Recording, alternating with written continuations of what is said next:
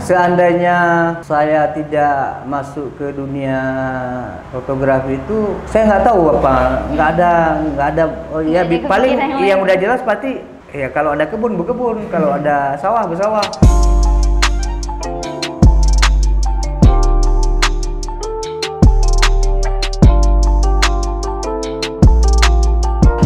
Berapa lama sudah di dunia fotografi? Tahun 2000 lah.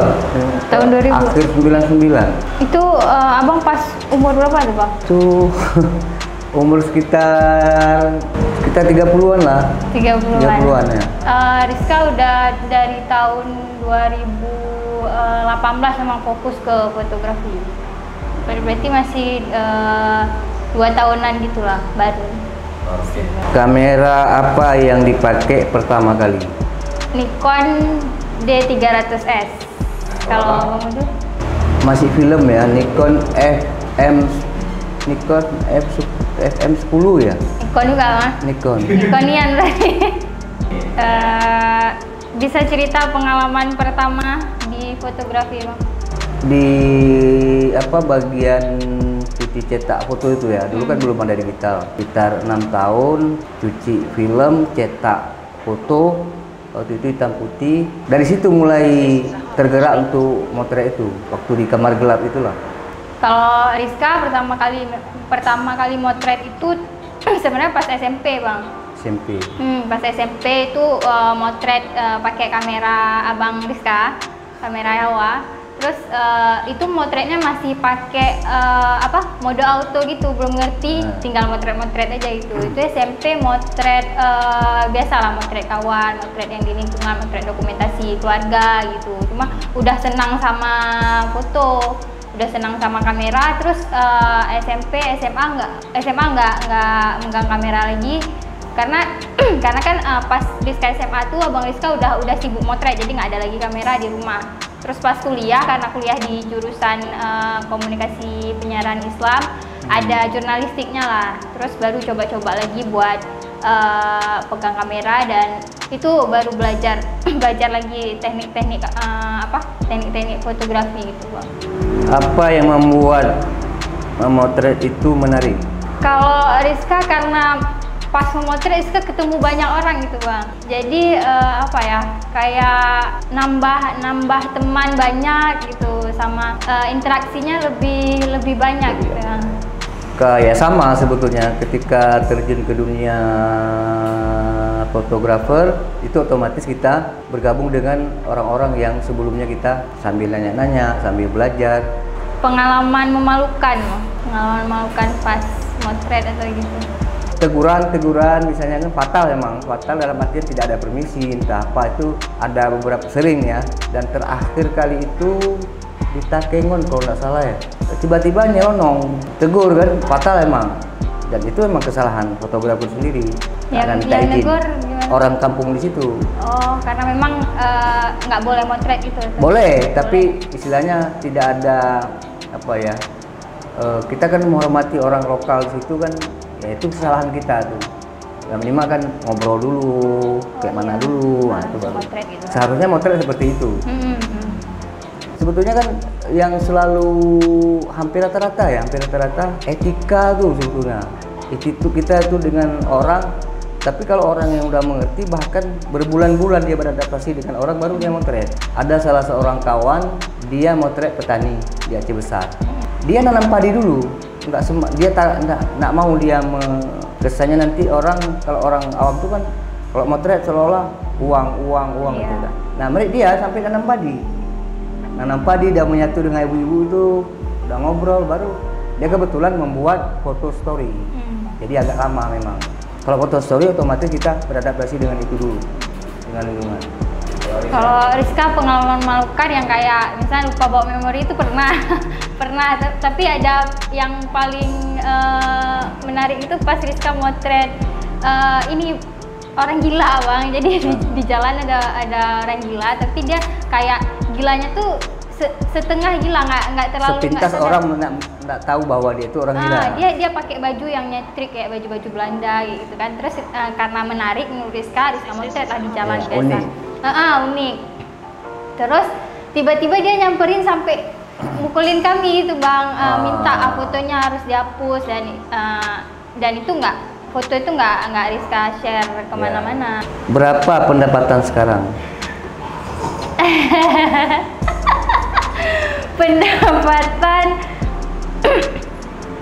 kalau sekarang memang Rizka hidup survive dari fotografi. Cuma kalau pendapatan memang ya karena Rizka masih sendiri, ya nggak terlalu banyak sih Bang. Sesuai dengan kebutuhan Rizka aja. Kalau saya nggak ada lagi penghasilan sekarang. Oke. Berapa pendapatan paling tinggi? Dulu itu baru-baru tsunami itu foto ini ya, foto tsunami itu kebetulan Epi ya yang beli waktu itu ya, rekomendasi oleh Kompas. Waktu itu kan kita di bawah Kompas, kebetulan kenal fotografernya kemarin waktu itu si Boim. Tuh berapa ya, sekitar 40-an lagi itu. Ngeri ya. Enggak, dia ada beberapa rangkaian foto. Diambil semua yang enggak banyak fotonya tuh, enggak banyak. Pas hari-hari kejadian aja diambil. Kalau Rizka apa ya, pendapatan paling tinggi itu menang lomba. Lomba satu kamera lah. Itu kemarin. Apa pengalaman terbaik saat memotret? Sebenarnya semua berkesan bagi Rizka karena Rizka jumpa orang-orang baru kan. Tapi memang yang paling berkesan itu pas Rizka motret ke Jakarta karena Rizka harus beradaptasi dengan lingkungan yang baru di sana, apalagi Rizka nggak pernah ke sana kan. Walaupun Rizka motretnya juga di lingkungan petani yang di sini juga udah sering berinteraksi, tapi kan budayanya kan beda. Iya. Konflik itu memang saya full di dunia konflik itu. Itu memang nyawa memang taruhannya sih. Nyawa kemana-mana, kontak senjata mana-mana, dan kita berhadapan dengan itu. Dan yang paling berkesan itu adalah berkesan kontak tembak daerah Lambu setengah hari.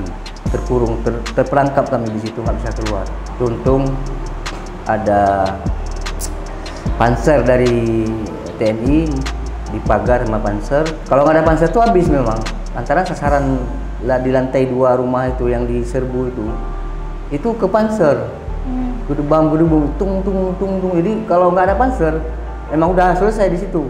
Itu konflik atau? Konflik. Oh. Tahun 2000. Nah itu setengah hari di situ. Ada juga yang lain-lain hampir sama, tapi kalau itu lantaran lama, udah malam baru bisa keluar dari itu ya. Kalau itu memang betul-betul waktu itu keadaan memang ya, kemana-mana kita pergi tetap itu.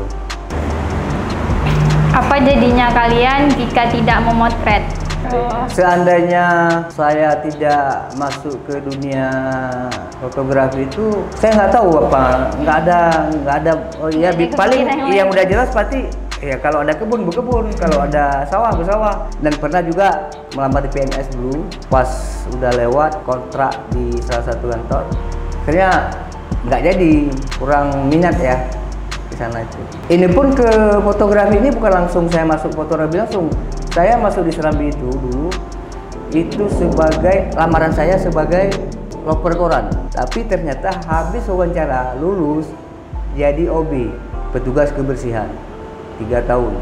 Terus kok bisa jadi fotografer tanya Bang? Waktu itu lantaran masih film, adalah orang dari Jakarta untuk mengajarin cuci cetak film. Jadi dites lagi di dalam itu, orang-orang dalam juga di kantor kan. Salah satunya saya. Nah kebetulan saya waktu itu sebelum itu saya sering masuk ke kamar gelap orang-orang yang itu yang dikontrak. Udah tahu ininya, udah tahu motong filmnya kayak mana, gulung filmnya kayak mana, cuci berapa menit, berapa detik. Akhirnya begitu tes saya lulus, nyangkut lagi di situ bagian lab 6 tahun. Rizka tertarik ke seni visual, apapun yang bentuk visual, misal punya ketertarikan terhadap visual kayak melukis, film, apapun itu, tapi kan bisa dipelajari kalau itu ya. Apa mimpi terbesar yang ingin dicapai dari memotret? Mimpi terbesar dari memotret, dulu Rizka pernah punya keinginan pas dulu masih kuliah punya keinginan buat motret di daerah perang gitu Bang.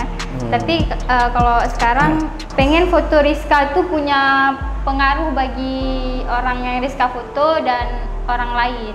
Keinginan itu tetap ada, keinginan, tapi kalau untuk dunia fotografi mungkin bukan sama sekali tutup motret. Kalau misalnya ya motret saya bukan lagi motret dalam artian oh ini enggak seperti itu lagi, teman. Seperti foto-foto tsunami kemarin itu kan minimal suatu saat kita nggak ada lagi, ada pertinggal bahwa di Aceh pernah kejadian seperti ini, gitu, sebagai bukti aja ya. Orang bisa melihat oh ada pernah dulu gitu. Oke, sip.